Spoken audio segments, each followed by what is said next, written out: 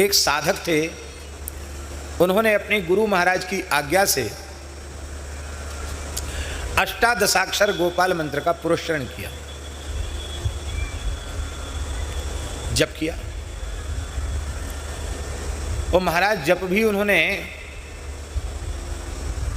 एक पुरस्चरण नहीं किया, 18 पुरस्चरण किए। कितने? अष्टादशाक्षर गोपाल मंत्र के 18 पुरस्चरण किए उन्होंने।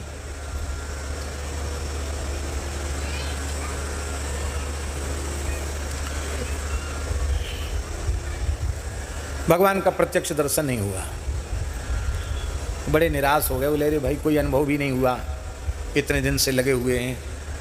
वो भी काशी में रहकर किया उन्होंने, काशी में। ब्राह्मण देवता थे, पढ़ने गए थे, संत की कृपा हो गई, गोपाल मंत्र मिल गया, अनुष्ठान में लग गए। 18 पुरस्चरण के बाद जब कोई अनुभूति नहीं हुई तो वो बड़े निराश हताश हो गए, अपने घर की ओर जाने लगे।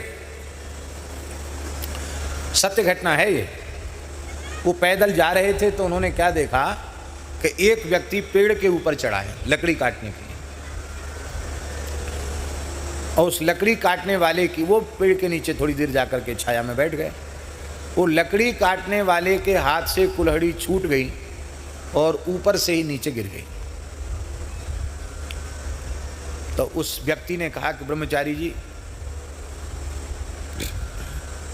हमारी कुल्हाड़ी ऊपर थोड़ा बोड़ाना, ऊपर उठाना कुल्हाड़ी। उन्होंने कहा तुम कहाँ ऊपर पेड़ पर चढ़े हो? हमको पेड़ पर चढ़ना आता नहीं है, पेड़ से उतरो और ले जाओ अपनी कुल्हाड़ी। बोला नहीं,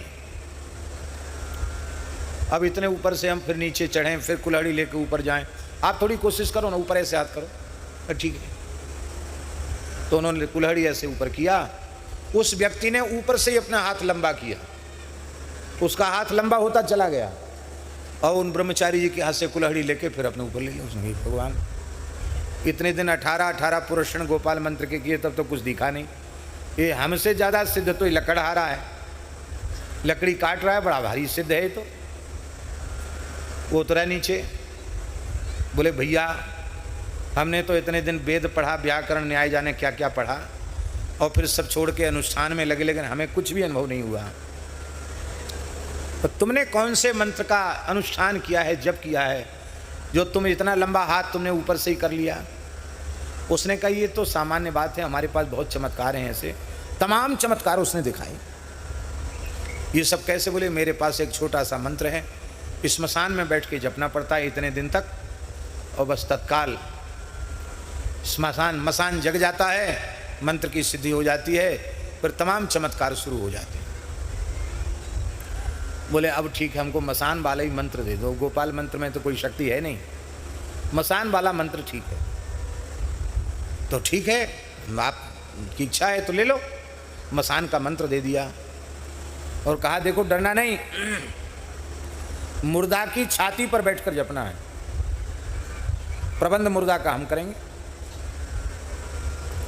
तो उसका जो मसान वाला गुरु था उसने मुर्दे की व्यवस्था की और वो महाराज मुर्दा की छाती पर बैठ के मंत्र जपने लग गए।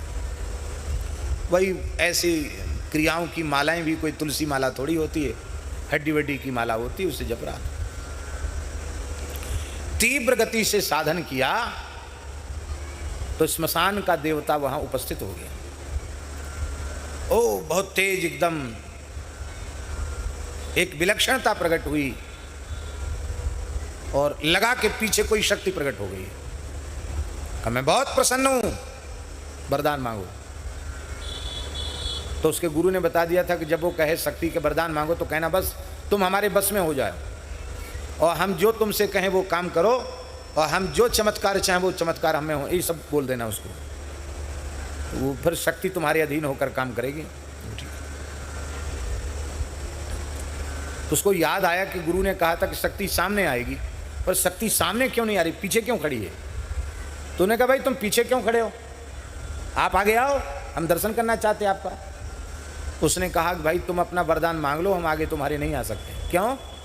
बोले तुमने गोपाल मंत्र का जप किया है, इतना तेज, इतनी शक्ति तुम्हारे भीतर आ गई है कि मैं तुम्हारे सामने पड़ूंगा, तुम्हारी दृष्टि पड़ते ही जलकर भस्म हो जाऊंगा। मैं तुम्हारी दृष्टि को सहन नहीं कर सकता, पर तुमने स्मशान मंत्र का जप किया है, इसलिए तुम जो चाहो सो मांग लो। ब्रह्मचारी ने कहा आप पधारो, हमको कुछ नहीं चाहिए। तो रोने लगा, हाय हाय भैया, ये चमत्कार तो जादूगर भी बहुत करते हैं। राम राम करने वाले, महामंत्र, विजय मंत्र, राम मंत्र, कृष्ण मंत्र, नारायण मंत्र जपने वाले, इनमें एक एक मंत्र के जप से कितनी शक्ति उत्पन्न होती है, इसको हम तुम नहीं जान सकते। वो कभी व्यर्थ जाने वाला नहीं। इसलिए वैष्णव मंत्र से बढ़कर कोई मंत्र नहीं है।